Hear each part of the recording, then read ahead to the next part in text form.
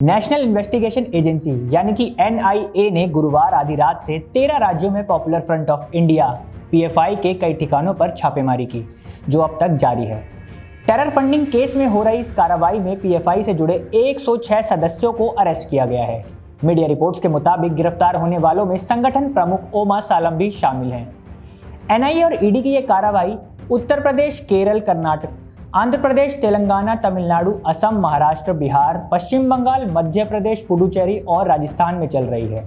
इधर कार्रवाई के बीच गृह मंत्रालय में गृह मंत्री अमित शाह की अध्यक्षता में हाई लेवल मीटिंग हुई। मीटिंग में NSA अजीत डोभाल, गृह सचिव अजय भल्ला और NIA के महानिदेशक मौजूद रहे। 11 राज्यों से PFI के 106 कार्यकर्ता गिरफ्तार हुए हैं। आखिर क्यों पड़ी छापेमारी? इसकी 3 वजहें हैं। पहला, राज्यों में टेरर फंडिंग करने का आरोप। NIA अधिकारियों से मिली जानकारी के मुताबिक कर्नाटक, केरल, तमिलनाडु और हैदराबाद में आतंकी गतिविधि बढ़ाने के लिए भारी संख्या में टेरर फंडिंग की गई है। लिंक खंगालने के बाद जांच एजेंसी ने ये कार्रवाई की है। दूसरा, ट्रेनिंग कैंप लगाने का आरोप। सूत्रों के मुताबिक NIA को सूचना मिली कि कई राज्यों में पिछले कुछ महीनों से PFI बड़े स्तर पर ट्रेनिंग कैंप लगा रही है। इसमें हथियार चलाने की ट्रेनिंग देने के साथ साथ लोगों का ब्रेन वॉश भी किया जा रहा था। तीसरा, फुलवारी शरीफ का लिंक। जुलाई में पटना के पास फुलवारी शरीफ में मिले आतंकी मॉड्यूल को लेकर भी ये छापेमारी की गई है। फुलवारी शरीफ में PFI के सदस्यों के पास से इंडिया 2047 नाम का 7 पन्नों का एक डॉक्यूमेंट भी बरामद किया गया था। इसमें अगले 25 साल में भारत को इस्लामिक राष्ट्र बनाने की प्लानिंग थी। छापेमारी के विरोध में सड़क पर उतरे PFI कार्यकर्ता। NIA ED की इस छापेमारी के खिलाफ PFI के कार्यकर्ता केरल के मल्लुपुरम, तमिलनाडु के चेन्नई और कर्नाटक के मंगलूर में सड़कों पर उतर आए हैं। केरल में कार्यकर्ताओं ने तो सड़क तक जाम कर दी, जिसे हटाने के लिए पुलिस ने हल्के बल का प्रयोग किया। इधर PFI ने बयान जारी करते हुए कहा कि आवाज दबाने के लिए कार्रवाई की जा रही है। सेंट्रल एजेंसी हमें प्रताड़ित कर रही है। 2 बड़े विवादों में आया था PFI का नाम। जुलाई में पटना पुलिस ने फुलवारी शरीफ में छापेमारी कर आतंकी साजिश का खुलासा किया था। खुलासे के मुताबिक आतंकियों के निशाने पर प्रधानमंत्री मोदी थे। इस केस में PFI के कार्यकर्ताओं का नाम सामने आने के बाद सितंबर में NIA ने बिहार में छापेमारी की थी। कर्नाटक के उडुपी में इसी साल के शुरुआत में हिजाब का विवाद भी शुरू हुआ था। कर्नाटक सरकार के मुताबिक इस विवाद के पीछे भी PFI के कार्यकर्ता थे। सरकार ने सुप्रीम कोर्ट में कहा कि PFI की साजिश की वजह से कर्नाटक में हिजाब का विवाद ही पैदा हुआ था। समाज में सांप्रदायिकता फैलाने के आरोप में PFI अभी सिर्फ झारखंड में ही बैन है। इसके खिलाफ संगठन ने कोर्ट में अपील भी की है। वहीं केंद्र सरकार भी अब PFI पर शिकंजा कसने की तैयारी में है। इसके लिए अगस्त में ही एक टीम बनाई गई थी, जिसे 3 मोर्चों पर काम करने की जिम्मेदारी सौंपी गई थी। पहला, PFI के नेटवर्क की मैपिंग करना। शुरुआत कर्नाटक से, लेकिन देश के उन सभी इलाकों का भी एक मैप तैयार होगा जहां PFI से जुड़ा एक भी व्यक्ति रहता है। दूसरा, PFI की फंडिंग के सोर्सेज का पता लगाना, साथ ही उससे जुड़े सारे डॉक्यूमेंट्स कलेक्ट करना। और तीसरा, PFI का नाम जिन जिन दंगों या फिर घटनाओं में आया है, उन सभी मामलों को जॉइंट टीम रिविजिट करेगी। 2010 में केरल से चर्चा में आया था PFI। अब आते हैं PFI के इतिहास पर।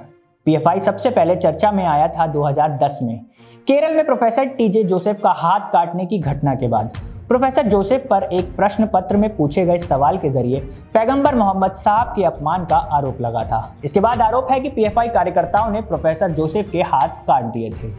देश के एक बड़े अखबार से बातचीत में प्रोफेसर जोसेफ कहते हैं, पॉपुलर फ्रंट ऑफ इंडिया एक आतंकवादी संगठन है जो इस्लाम की कट्टरपंथी विचारधारा को फैलाता है और लागू करता है।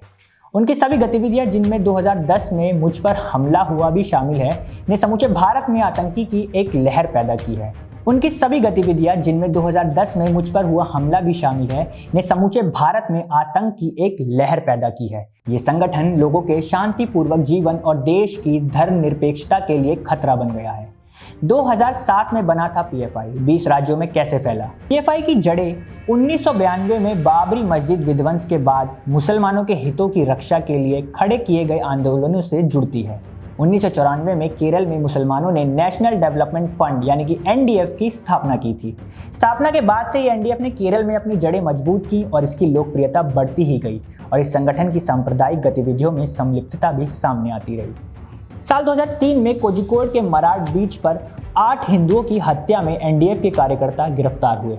इस घटना के बाद बीजेपी ने NDF के ISI से संबंध होने के आरोप लगाए, जिन्हें बाद में साबित नहीं किया जा सका। केरल के अलावा दक्षिण भारतीय राज्यों तमिलनाडु और कर्नाटक में भी मुसलमानों के लिए काम कर रहे संगठन सक्रिय थे। कर्नाटक में कर्नाटक फोरम फॉर डिग्निटी यानी KFD और तमिलनाडु में मानिता नीति परसाई MNP नाम के संगठन जमीनी स्तर पर मुसलमानों के लिए काम कर रहे थे। इन संगठनों का भी हिंसक गतिविधियों में नाम आता रहा है। नवंबर 2006 में दिल्ली में हुई एक बैठक के बाद NDF और ये संगठन एक होकर PFI बन गए। इस तरह साल 2007 में PFI अस्तित्व में आया और आज 20 राज्यों में ये संगठन काम कर रहा है। अब PFI एक संगठित नेटवर्क है जिसकी देश के 20 से अधिक राज्यों में मौजूदगी है। PFI की एक राष्ट्रीय समिति होती है और राज्यों की अलग समितियां होती हैं।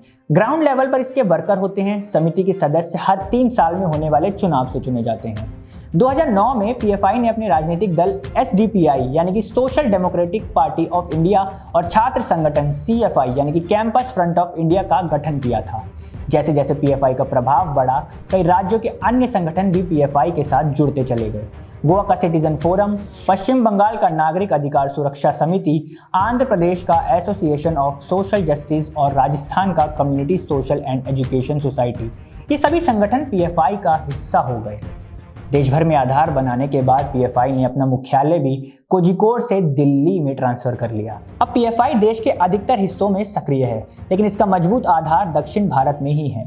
हाल ही में जब कर्नाटक में हिजाब विवाद हुआ था तो कैंपस फ्रंट ऑफ इंडिया और PFI ने अपनी जड़ें मजबूत करने के लिए उसका जमकर इस्तेमाल किया और आज जो है सबके सामने ही है। अब देखना ये होगा कि सरकार का इस पर क्या रुख होता है। NIA और ED की चल रही है छापेमारी से क्या क्या नई चीज़ें बाहर आती है। तो ये थी आज की एक्सप्लेनर वीडियो पसंद आई हो तो लाइक कीजिए, कमेंट कीजिए और चैनल को सब्सक्राइब जरूर कीजिए। मुलाकात होगी अगली वीडियो में, तब तक के लिए बने रहे हमारे साथ और देखते रहें दी लोकसभा। बहुत बहुत शुक्रिया।